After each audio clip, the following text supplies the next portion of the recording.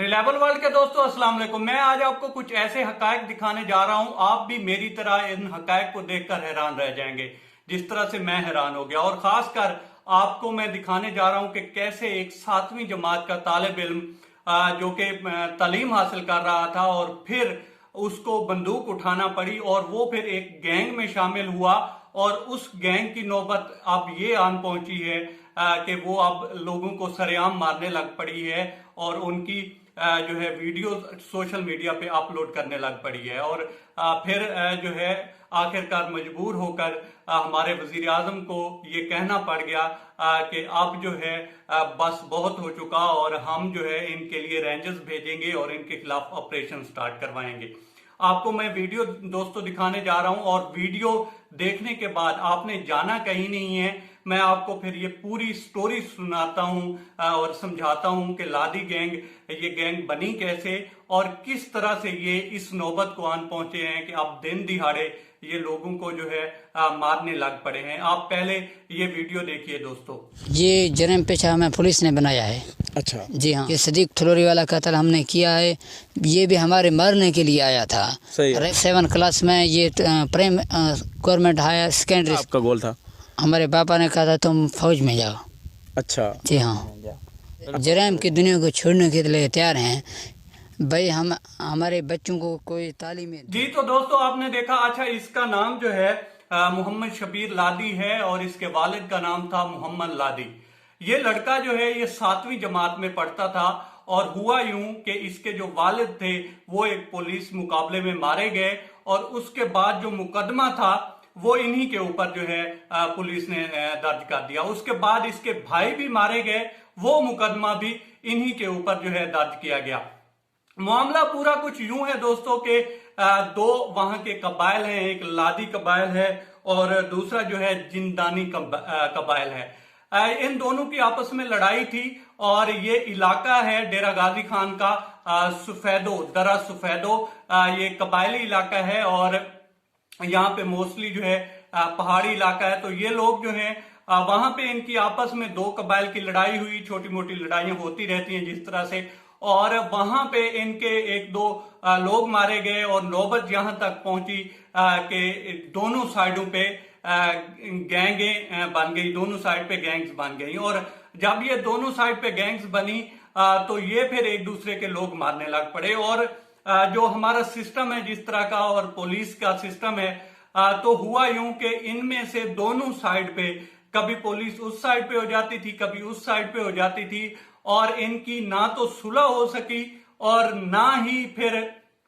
जो है कोई प्रॉपर इनके खिलाफ जो है मुकदमे चल सके। और इसी तरह से ये जो गैंग्स हैं दोनों ये दूध पीती रही यूं कह लें और इनको फीड मिलती रही और ये यहां तक पहुंच गए कि फिर ये एक दूसरे के लोगों को दिन दिहाड़े मारने लग पड़े। अब ये जो दोनों मुकदमात थे ये भी इन्हीं के ऊपर गए और मोस्टली होता ये था कि ये मैंने इनका पूरा इंटरव्यू देखा है तो ये बताते हैं कि हमें जो वहां की मकामी पुलिस थी वो शील्ड फ्राहम करती थी और समटाइम्स तो ये होता था कि वहां के जो एसएचओ थे उस वक्त के वो हमें बता दिया करते थे कि कब आपके खिलाफ ऑपरेशन होना है और फिर वो एक मखसूस तरीके से आते थे और हमें इशारा करते थे कि मैं इस साइड पे हूं, आपका दुश्मन इस साइड पे है, आपने उस साइड पे फायर करना है और उसको मारना है। और यहां तक ये कहते हैं कि जो भी डकैतियां होती थी उसमें परसेंटेज होती थी पुलिस की और हम लोग जो है इनको परसेंटेज देते थे। अब जो इनके सरबराह हैं खुदाबाज, उन्होंने 3 लोगों को उठाया कुछ दिन पहले और कहा यह जाता है कि उन 3 लोगों ने इस गैंग की मुखबरी की थी। अब उस मुखबरी के चक्कर में उनको उठाया, उनको बेदर्दी से एक को तो मार ही दिया, दूसरे के जिस्म के कुछ अज़ा काटे और उसकी भी बाद में डेथ हो गई। और जुल्म यहां तक पहुंचा कि इन लोगों ने फिर उनकी जो वीडियो थी उसको सोशल मीडिया पे अपलोड किया और सरेआम लोगों को दिन दिहाड़े इन लोगों ने मारा।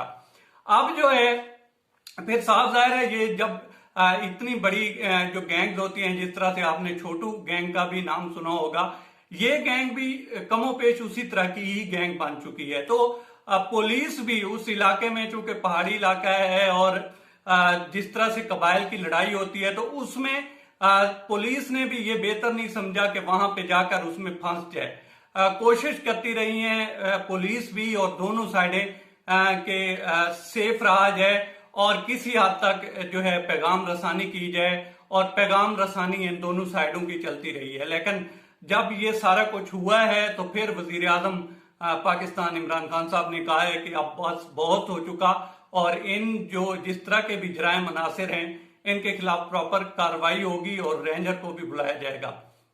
उसके बाद इनके खिलाफ ऑपरेशन स्टार्ट हो चुका है। अब देखते हैं कि क्या होता है। लेकिन ये चीज दोस्तों याद रखने की है कि ये जो जुर्म है ये पनपता है और इसको टाइम लगता है, और इसमें जो हमारे इदारे होते हैं या इदारों में बैठी हुई काली भेड़े हैं वो इनको सपोर्ट करती हैं और वो इनको ईंधन फराहम करती हैं कि ये लोग इस तरह के कारोबार करें, और फिर नतीजा ये निकलता है कि ये लोग इस तरह से बिला खौफ व खतर वीडियोस बनाते हैं, सोशल मीडिया पे अपलोड करते हैं और लोगों की तजलील करते हैं, जो कि आपने इस वीडियो में भी देखा। और इससे पहले जो आपने देखा कि किस तरह से जो लोग हैं वो यहां तक पहुंचते हैं। एक 7वीं जमात का तालिब इल्म जिसके वालिद उसको जो है फौज में भेजना चाहते थे, लेकिन हुआ क्या कि इस सिस्टम की खराबी की वजह से वो फौज में तो नहीं जा सका, लेकिन एक जो है एक मुजरिम बन गया और एक बहुत बड़ा गैंगस्टर बन गया। तो हम लोगों को मुआशरे में देखना है, जो इदारे हैं उनको इदारों पे नजर रखनी है कि किस तरह से जो है वो काम कर रहे हैं, क्या वो काम ठीक भी कर रहे हैं कि नहीं कर रहे, और हुकूमत को इनके ऊपर चेक एंड बैलेंस रखना है। नहीं तो इसी तरह से लोग जो हैं दिन दिहाड़े मरते रहेंगे और इस तरह का रोना धोना चलता रहेगा, होना मोना कुछ नहीं है इसमें। तो मुझे यकीन है जिस तरह से रेंजर आई है या बाकी इदारे इसमें इन्वॉल्व हैं तो ये बचने वाले तो नहीं है, लेकिन ये भी देखना है कि ये लोग यहां तक पहुंचे कैसे, इनको यहां तक पहुंचाने में फीड किसने दी, यहां तक पहुंचाने में इनको इतना बड़ा करने में खुराक किसने दी, किस तरह से जो है ये लोग इस्तेमाल हुए और इस स्टेज तक पहुंचे कि लोगों को दिन दिहाड़े मारने लग पड़े। अब ये देखना है कि रियासत किस तरह से इनके खिलाफ जो है एक्शन लेती है। अब तक इतना ही दोस्तों। आप दोस्तों से रिक्वेस्ट है कि आप हमारे चैनल का विजिट करें, और अगर आपको हमारे चैनल का कंटेंट पसंद आए तो इसे सब्सक्राइब करें। तामुन के लिए शुक्रिया दोस्तों। अल्लाह।